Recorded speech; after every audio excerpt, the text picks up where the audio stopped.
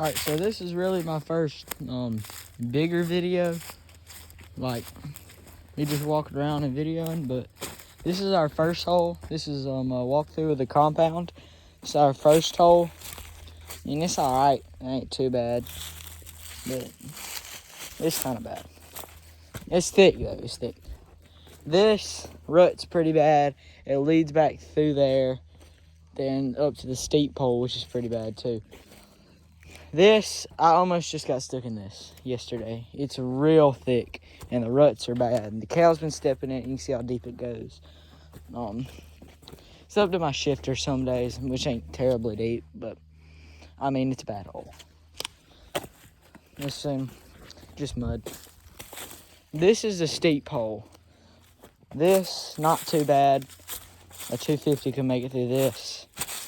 Then you have to go up to here.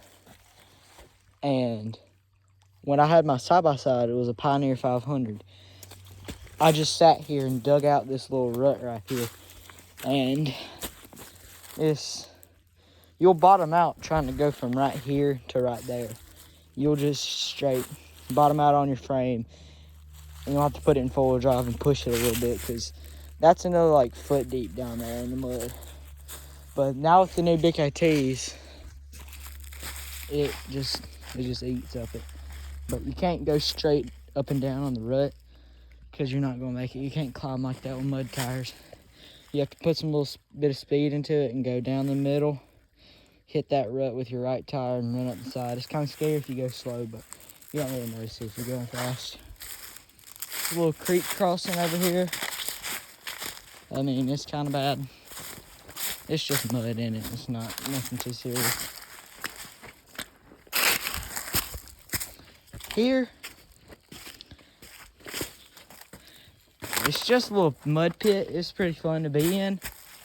You can go from here to there from the field, or you can hit a little line like I do sometimes, from straight down through there, through that hole, down through that hole, and then back around, and you can kind of just make like a little circle.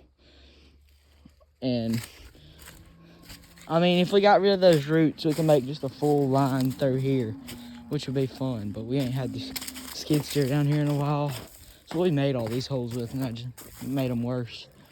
And this over here is a little fun hole, but this is just about all the mud that's over here in this little compound. What I like to call it. And then one time I got stuck right there. It wasn't no mud. It's when I had my 28 Meta Havocs. It was the first tire that I had. I backed down into this. I wasn't good as riding back then. Back down onto that. My rack, as you can still see, it was inside the tree. Like it was digging inside the tree, and I was just turning my tires right there. And front tires were like right here, and the rack was right there. And every time I'd try to climb it, it'd move up like this. And that tree was still a little bit alive, and I couldn't move it. It was kind of bad. And I had to get my dad down here and help me get out, because it felt like it'd flip every time I'd hit it right there. And it was pretty bad. This stuff, if we could take down this tree, those trees, we could have a full-on mud pit, because, like, our stuff is so bad. It can get bad. It's not bad up now, but it could get bad. Same idea with some of this part right here. I would want to try and clear all this out. Maybe one day during the summer, go in here, all right here, get this tree out of the way, get that tree, get these roots out of the way, push up these trees, make this whole area a little mud pit. And make more trails up through there. That would be fun. But we'd have to do that one summer day when we're not super busy. That's about it for all the compound.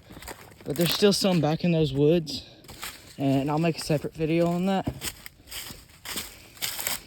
But that's about it. Alright. I'm about to put up a part 2 of the compound, which is back that way, so go check that out after this one. See ya.